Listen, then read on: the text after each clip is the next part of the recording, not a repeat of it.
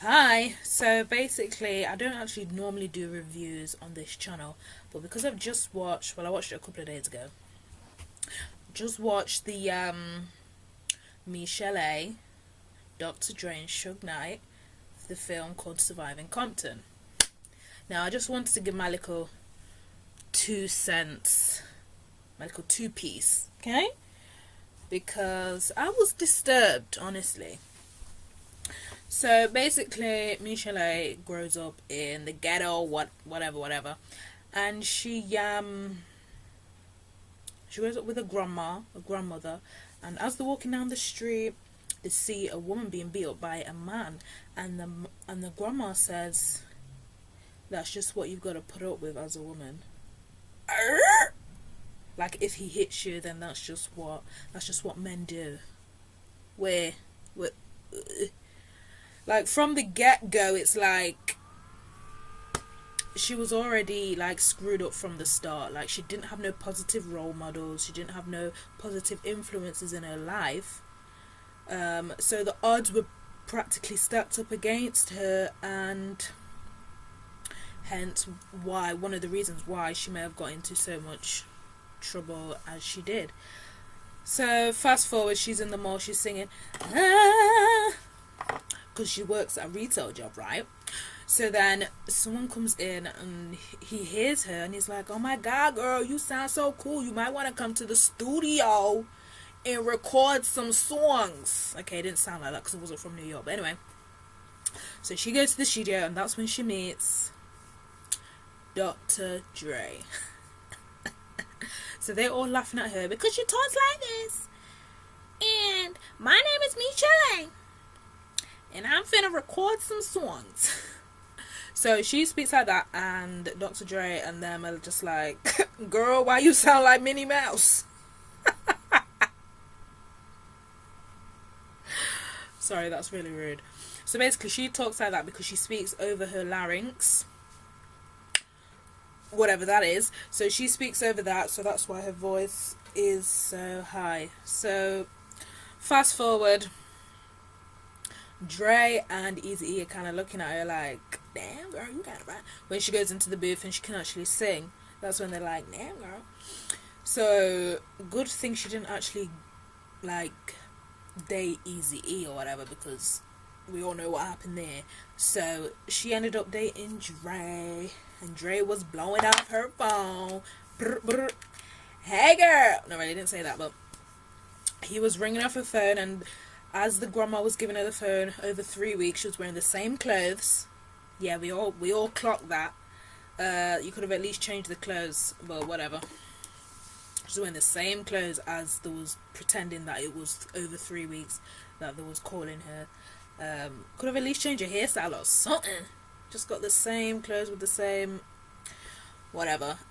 So then after that, yeah, so Dr. Dre and michel'le go on a date, and they're just like all together and whatever, and then they kiss, and then obviously fast forward and they start,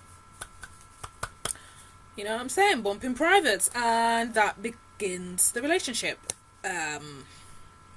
So yeah, so within like the first 20 minutes, that's when we start to see the beatings, and that's when I got really disturbed. I was like, "Oh my god." So basically, he must have came back drunk one night, and she was sleeping, and he was basically like rolled her over, and she was like, "I was just waiting for," boom, straight up, and it was one of them drunken punches. You know when you go like this, and then it pushed himself up, and it, ugh, and it just, and he did that like 5-6 times, and I was like, "You gonna stop or what?" It was really bad. It was really bad. I felt like I was there. And another thing, michel'le kept popping up throughout the movie. It was like she was narrating. She was narrating the whole thing anyway. But then she would like come in, like physically be there, and be like, "I didn't know why I stayed. I should have left." And it kind of was throwing me off. Like, I'm gonna need you to move to the side so I can actually watch the film. But apart from that, the film was great. So yeah, she gets beaten the first time. That's when we first see her get beaten by him. He also beats her in front of other people in the studio, on the set of the music video. Takes her backstage and beats her up because she said that she didn't like what she was wearing, and Dre made her wear it. She said she looked like some granny or something like that. And they took her backstage and beat her up, and Eazy-E was like, what are you doing? You can't be doing that. Da, da, da, da. So shout out Eazy-E, R.I.P. Eazy-E, but shout out you, you know what I mean? At least he like tried. It seemed like everyone else was just standing there, not doing anything, knowing that it was completely wrong. Anyway, so michel'le was on tour with the boys, and obviously Dre and them. She was pursuing her own career. And then, so yeah, this is another disturbing scene. So she must have been like, are you going out again? And he was like, don't ask me my no motherfucking business. Sorry, it's not funny, but he was like, why are you asking me what I'm doing? I'm a grown-ass man. Don't tell me what to do. So she was like, well, okay. And then they got into this big argument. And then he just got out the gun and shot after her, like literally shot after her, and she luckily got into the bathroom in time and dodged the bullet, like literally dodged the bullet. And then the baby started crying, and then he was like, go get the goddamn baby. So it made me feel a certain type of way about Dr. Dre. Obviously I know that her side is going to be slightly biased, but I mean, it's her side of the story, so it is what it is. He showed his side of the story, and now this is her side, so whatever. So then after that, she got pregnant by Dre, and yeah, so after she got pregnant, she was on tour. And while she was on tour, Dr. Dre had a girl in the house, in her bed, and then michel'le was like, okay, I'm gonna come home a few days early so that I can, you know, fix up the house and surprise him. So when she goes there, she crawls up in the bed and she's like, oh baby, and the person pulls down the quilt and looks around, and it's actually a girl. So they are brawling. So then the cut to Dr. Dre and michel'le talking, and she was like, why have you got this bitch in my yard? Why is she in my house or whatever? She was like, oh no, we wasn't doing nothing. And she was like, really? I know that you're doing stuff with the girl because she was living in my house while I wasn't here. So then she still stayed with him. It was just a mess. Oh yeah, and michel'le also talks about her prescription drug addiction and how she would self-medicate herself in order for her to not feel the pain as she was being beaten, and also just to deal with the whole situation that she was in.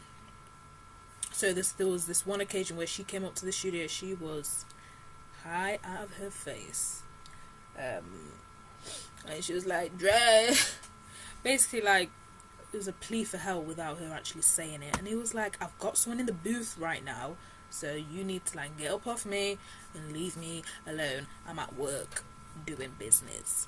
So she kind of like sits in the chair, and this is where Suge Knight comes in and kind of like swoops in. By the way, he's been like doing little things, like giving her flowers, and he's been wooing her for a long time, like subtle wooing. So then he was like, okay, I can sort you out, I can put you into rehab, I'll pay for it. So she sends the child to the grandmom's house, and she is off to rehab. Now when she comes out, she's clean and whatever, so she finds out that when she gets out, Dr. Dre is married to the side chick who is with today. Yeah. So she finds out that he's married, and she was basically like, I don't give a fuck, like, I've moved on, I'm doing me, he can do whatever he wants, type of thing. So she's living her life, and then he comes back round, knocking on the door. She's like, what, Dre? And basically he's trying to be all up on her, and he's like, so what, this is it, this is how we're gonna end it. And she just slammed the door in his face. She slammed the door in his face and was like, Deuces. So whatever, he leaves and never comes back. That's what she said in the film. And then after that, Suge comes around, and that's when their relationship develops, and yeah, that's when they go together. And she said in the film that she didn't do it to spite Dr. Dre or to spite Suge Knight's wife. She did it because she wanted to. Fair enough, but that seems like it was out of spite to me. Honestly, I mean, you could have picked someone else, not his friend. Come on, michel'le. Like, that's just like, you don't do that. But whatever, she said she didn't do it on purpose. Well, not on purpose, to spite any. She said she didn't do it to spite anybody, so just take her word for it and whatever. So then after that, she and Suge Knight are together and whatever. And he is kind of like her security because he pays for the rent, and he actually had an opportunity to help her with her career, so that's another reason why she got with him and stayed. Then just as them two got together, she had his baby. Or did he go to jail? I can't remember. Either way, she had his baby, and then he went to jail, or he went to jail. Yeah, she had his baby, and then he went to jail because he was just all up in some mix-up, as he was. And then they got into some craziness. He said that he was going to marry her and then divorce his wife, so she believes that that's what's happening, and she's like, okay, well, I'm his wife now. Then she finds out that it was all a lie. He faked the divorce, and everything about them being married was also fake. So she was mad at this point. And also he was putting her name, he was buying houses in her name and stuff like that she didn't know. Like, did you not read the contract, michel'le? Like, you're just signing away your life for a joke. But he was giving her 30k a month while he was in jail. So she was, you know what I mean, that was her security. She was quite comfortable. So she kind of somewhat felt obliged to do whatever he said, really, because he was giving her that money. Okay? So after Suge Knight came out of prison, she was basically like, you're terrible for what you did, and I'm not scared of you. And he put a gun to her throat and said, if you're going to shoot me, then shoot me. I ain't scared. So he didn't shoot her, and she ended up walking out.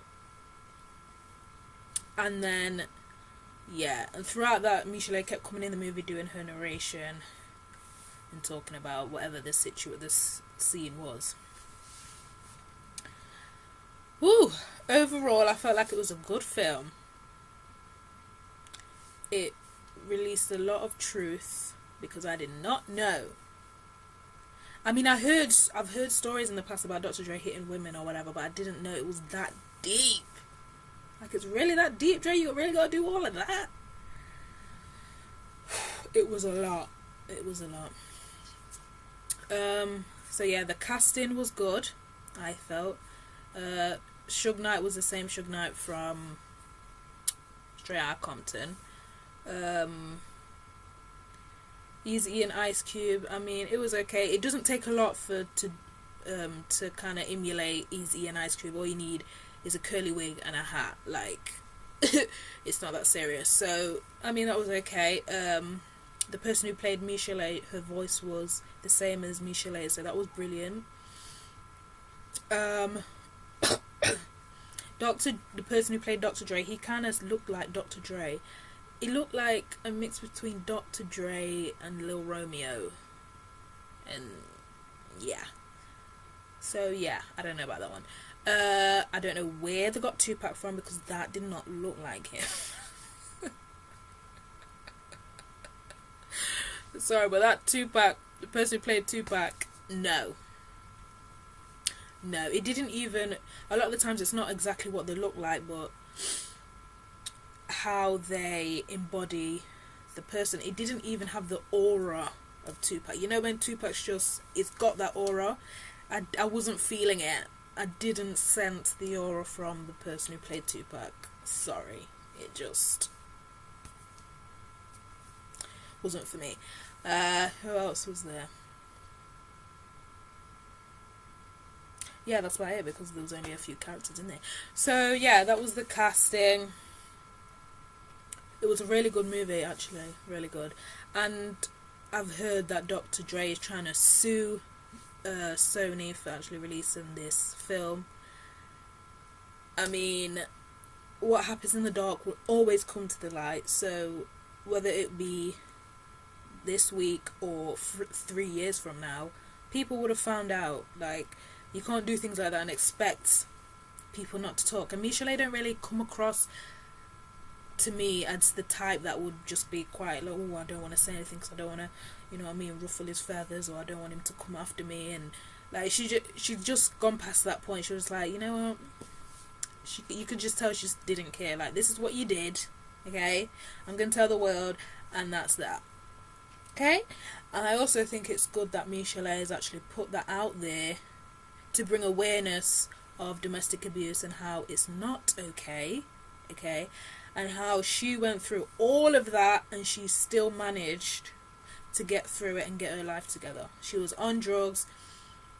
She spoke about in an interview that she was tried to commit suicide, even though they didn't say anything about that in the film. But she was on drugs. She tried to commit suicide. She was in 2 abusive relationships. You know what I mean? Like, the fact that she's even alive to tell her story is an achievement, to be honest, because I don't know how she went through all of that and is still sane. Like, I can't even imagine going through something like that. And you know what I mean?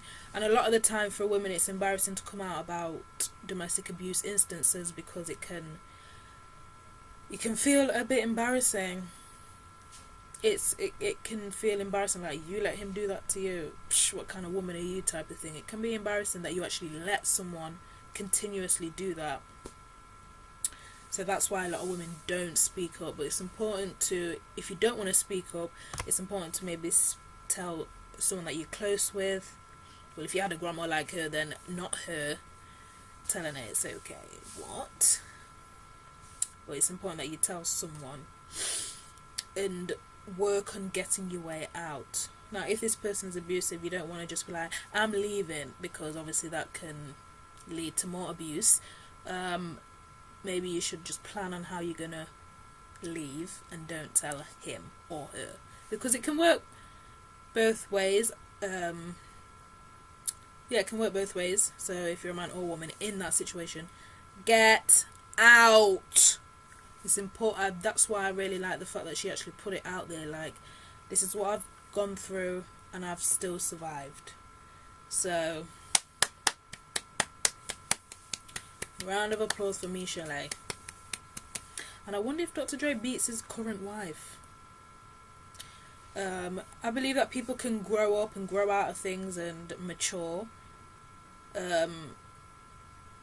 So I hope he still doesn't do that, because that's just embarrassing. But the fact that he did actually do that, it kind of makes me look at him sideways, like, nigga.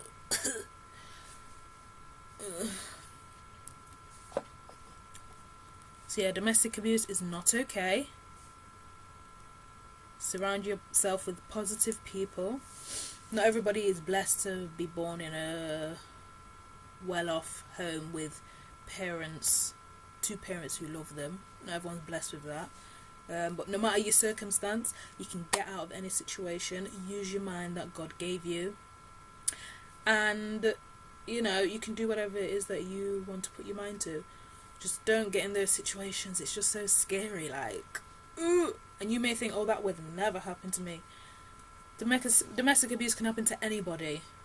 Nobody is, you know what I mean? But just make sure once it happens the first time that you're out, because it can't get better than that. It's not gonna get better. Like, oh, he hit me once, and then, you know, the chances are if he did it once, he'll do it again. And think of it like this: if you don't leave, you could end up dead. Like, it's as serious as that. And especially if you've got children, like, who's gonna look after them if you die? Like, you've got to be harsh with yourself, because, you know, you only live once. Anyway, so overall it was a good film. I just wish they kind of delved into her trying to commit suicide and a bit more of her life before she met Dre. But yeah, it's a good film. It's very enlightening, and it brought awareness to domestic violence. So yeah, good for you, michel'le. Get your story out there. And Dr. Dre, I don't know about you, but anyway, that's it from me. Ciao.